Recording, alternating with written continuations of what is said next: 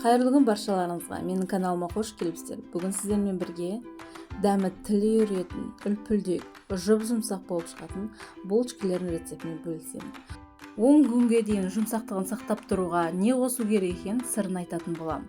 Осы рецепт бойынша жасап көріңіздер. Ең алдымен аппарат дайындап аламыз. Жылы сүтіміздің үстіне дрожжымызды салып, әбден араластырып аламыз. Осының үстіне дайындап қойған ұнымыздың 7 қасығын салатын боламыз. Екіге бөліп салып, араластырып аламыз. Бізде қоймалжың масса шығады.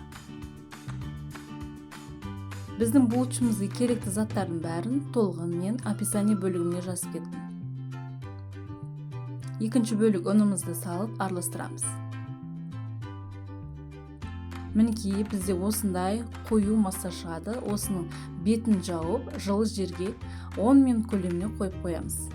Енді бөлек ыдысымызға жұмыртқамызды саламыз. Осының үстіне қантымызды салып араластырамыз. Қантымыз еру керек. Қант ергеннен кейін үстіне ертілген сары майымызды құямыз. Араластырамыз. Оның үстіне шым-шым тұзымызды саламыз. Тағы араластырамыз. Бір келкі масса шығарамыз. Дайын болған аппарамызды аламыз. Аппарамыз көлем бойынша үлкейіп, әдем болған. Осы аппарамызды жаңа жұмыртқалы массамыздың үстіне құямыз. Енді араластырып, үстіне қалған ұнымызды саламыз.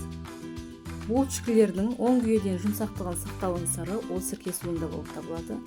Осы кезде 2 шай қасық алма сірке суын қосып жіберсеңіздер, өте жұп-жұмсақ болып шығады. 10 күнге дейін жұмсақтығын сақтап тұрады. Біз дүкендерде сатып алатын булочкалардың ішінде сол сірке су болады. Сол себептен ол көпке дейін сақталып тұра береді. Мен барлық ұнды салып жібермеймін. Ыдыста илеген ыңғайсыз. Сол үшін қалған ұнымызды столдың үстіне төгіп, үстіне қамырымызды саламыз. Қолымызды кішкене майлап жіберіп, қамырымызды илейміз. Бізде жұп-жұмсақ қамыр шығады. Мінекей осындай жұп-жұмсақ қамыр шықты. Ыдысымызды кішкене майлап жіберіп, ыдысымызға салып, бетін жауып, 1,5-2 сағат көлеміне қойып қоямыз. 1,5 сағат тұрған қамырымыз осындай әдем болып көтерілген. Қамырымызды кішкене қайтарып жіберіп, столдың үстін майлап, столдың үстіне қоямыз. Өз қалауларыңызша тағы қамырды қойып, екінші рет көтерсеңіздер болады.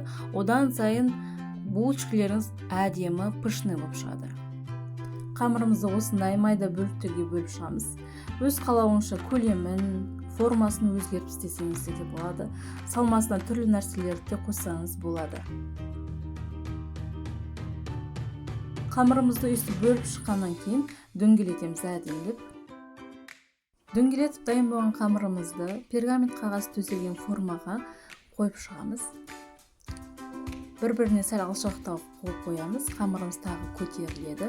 Піскеннен кейін де тағы көтеріліп, бір-біріне арасы жабысып қалуы мүмкін.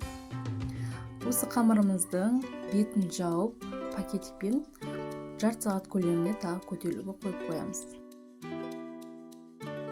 Қамыр көтеріліп жатқанда біз бетіне посыпкасын дайындайтын боламыз. Ол үшін бізге ұн, қант, сары май керек болады. Сары майдың мұздатқыштан алыңызда қатты болған жөн, крошка етіп жасайтын боламыз. Мінекей осыны ұнтақталуы керек. Жарты сағат тұрған қамырларымыз көлем бойынша осында 2 есе үлкейді. Енді үстіне жұмыртқамызды жағып, посыпкаларын сеуіп шығамыз. Осы қамырымызды 180 градуста 20-25 минут көлемінде қызарғанша пісіріп аламыз. Мінекей біздің булочкаларымыз пісіп шықты.